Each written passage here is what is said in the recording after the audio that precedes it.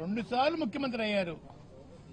2 సార్లు కూడా కాపుల్ని టార్గెట్ చేసి అవమానం పాలు చేస్తా ఉన్నారు. అంటే బానిసలుగా బతకాలని వారి అభిప్రాయం అనుకుంటానని. ముందుసారి అయితే రాంబాబు గారి లాగా నన్ను, నా భార్యని, నా కోడలని, కొడుకుని కూడా నీచాతి నీచంగా కొట్టించడం, తిట్టించడం, లంజా రావే జుట్టు మెలితిప్పి ఖండించడం పోలీసుల చేత చేయించిన మహానుభావుడు చంద్రబాబు నాయుడు గారండి.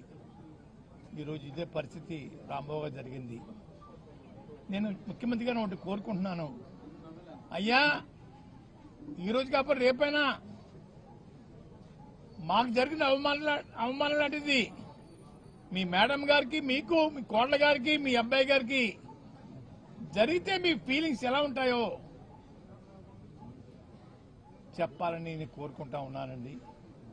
మేము బానిసలం కాదన్నయ్యా, పాకిస్తాన్ నుంచో ఆఫ్ఘనిస్తాన్ నుంచో వలస రాలేదన్నయ్యా, ఇక్కడే పుట్టాం, ఇక్కడే పెరిగామండి. కానీ నీచాతి నీచంగా మమ్మల్ని చూడటం, బాధించడం బాధగా ఉందని ముఖ్యమంత్రి గారు. రెండోది, తిరుపతి లడ్డు విషయంలో అబద్దాల మీద అబద్దాలు రోజు వెల్లించడం సమాజం నవ్వుకుంటుందండి. భక్తుల యొక్క మనోభావాలు దెబ్బతింటున్నాయండి. గుళ్ళకి వెళ్ళకూడదు, గుళ్ళో పెట్టే ప్రసాదం తినకూడదని అభిప్రాయం మీ మాట పెట్టి వారికి కలుగుతుందండి. ఎప్పటికైనా మించిపోయింది లేదు. ఆపేయండి మీ అబద్దాలని, ఇంకా ఆపేసేసి గౌరవంగా క్షమాపణ చెప్తే బాగుంటుందని అనిపిస్తా ఉందండి. క్షమాపణ లేపాలని పర్వాలేదు, ఇక్కడితో ముగిస్తే మంచిదని కూడా అనుకుంటా ఉన్నానండి. ముగించకుండా సిబిఐ దర్యాప్తు మీద మళ్ళీ ఒక కమిషన్ వేయటం అన్నది ఏంటి మీ ఉద్దేశం? అందరినీ ముద్దాలకే పెట్టి జైల్లో పెట్టేద్దామనా ఏంటి ముఖ్యమంత్రి గారు? ఎన్నో రిపోర్ట్లు నెగిటివ్గా వచ్చాయే, ఎక్కడా పాజిటివ్గా లేదే. మాట మాటికి గొడ్డు మాంసం అని, పంది మాంసం అని, చేప కొవ్వని, ఆవు కొవ్వని అబద్దాలు వల్లిస్తా ఉన్నారు. ఆపని ముఖ్యమంత్రి గారు, దేవుడి మీద భక్తి పోతా ఉంది. అయ్యా ఇది మంచి పని కాదు. అధికారం ఇచ్చారు, మన ఇచ్చేది కాదండి రాష్ట్రం, ప్రజలు ఇచ్చారు ఒకసారి అవకాశం, మళ్ళీ పోయింది, మళ్ళీ ఇచ్చారు. సద్వినియోగం చేసుకోండి ముఖ్యమంత్రి గారు, బాధించకండి. గౌరవంగా జీవించే మనుషులను గౌరవంగా జీవించనమనండి, అంతేగాని మీకు బానిసలుగా చేసుకోవడం కోసం మా ఇళ్ల మీద దాడి చేయించే కార్యక్రమం స్వస్తి పలకమని చెప్పేసి నేను కోరుకుంటా ఉన్నాను.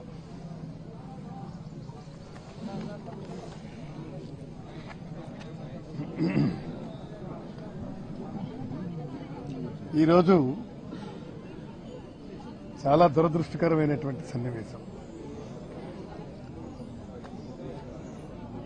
అంబటి రాంబాబు గారిని అరెస్ట్ చేయటం, సరే విడుదలవుతారంటే మళ్ళీ ఇంకో పీటీ వారెంట్ వేసి అరెస్ట్ చేయటం, ఈ విధంగా అరెస్టుల మీద అరెస్టులు చేసి జైల్లో పెట్టడం అది ఎంతవరకు సమంజసమో వారి విధంకే విడిచిపెడుతున్నారు.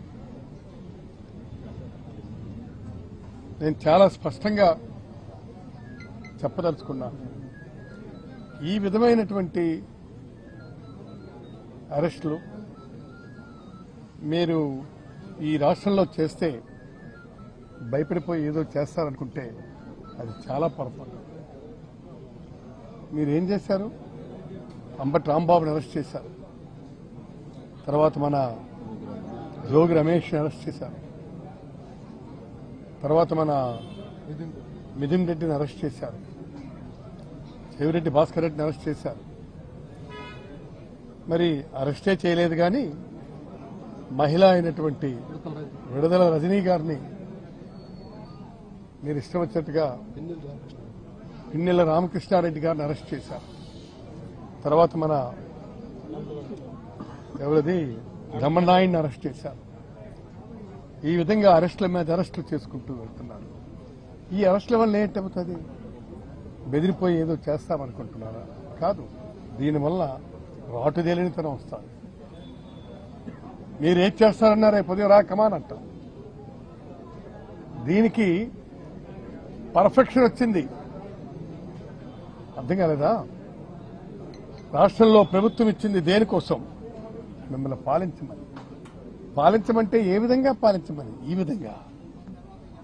ఎంత అన్యాయం అండి ఇది. ఈ విధంగా పాలించమంటే ఎవడైనా పాలిస్తాడు, దానికేముంది? మీరు 4 తడవలు ముఖ్యమంత్రిగా చేసినటువంటి మీరు ఏ విధంగా పాలించాలో మీకు తెలీదా? మీకు తెలిసినటువంటిది ఏంటి? అరెస్టులు చేసి భయపెట్టి మేము పాలిస్తామనుకుంటే చాలా పొరపాటు. మీరు ఒక్కటే గుర్తుపెట్టుకోవాలా, ఇవన్నీ కూడాను భవిష్యత్తుకి గట్టి పునాదులు వేశారు. ఇవాళ మీరు అరెస్టులు చేయటం మూలంగా ఏమవుతుంది? ఏమీ కాదు. అంతేకాదు, నేను చాలా స్పష్టంగా చెప్తున్నాను, నేను గుర్తుపెట్టుకోండి, మీరు ఈ విధమైనటువంటి దీనివల్ల ఒరిగింది ఏమీ ఉండదు. తర్వాత అన్నిటికంటే ముఖ్యమైనటువంటి విషయం ఏమిటంటే, మీరు వీళ్ళని అరెస్టులు చేసి మీరు ఇంకేదో సాధించాలనుకుంటే చాలా పొరపాటు పడుతున్నారని చెప్పి మీ అందరికీ విజ్ఞప్తి చేస్తూ, ఈ అరెస్టులతో ఇక్కడికి ఆపండి. ఇక మీరు తిరుపతి లడ్డూ ప్రసాదానికి వెళ్తే అందులో ఇవి కలిసింది, అది కలిసింది, పందికోవు కలిసింది, గోమాంసం కలిసింది, ఇష్టం వచ్చినట్టుగా మీరు కామెంట్లు చేస్తున్నారు. అవి రుజువయ్యాయి. అది కాదు అని రుజువైంది. ఎవరు ఎంక్వైరీ వేసినటువంటి అధికారులే చెప్పారు. అది కాదు అని చెప్పినా కూడా మీరు వెంటనే మళ్ళీ ఇంకోటి వేశారు. ఇవాళ సింగిల్ మెన్ కమిషన్ ఇస్తున్నారు. ఏం చేయడానికి మీరు అందరినీ ఇదంటించడానికి చూస్తున్నారా? కాబట్టి ఈ పరిస్థితుల్ని ఎట్టి పరిస్థితుల్లో కూడా మేము అంగీకరించే ప్రశ్నే లేదు, ప్రసక్తే లేదని మీకు నేను మనవి చేస్తూ మీ దగ్గర నుంచి సెలవు తీసుకుంటున్నాను.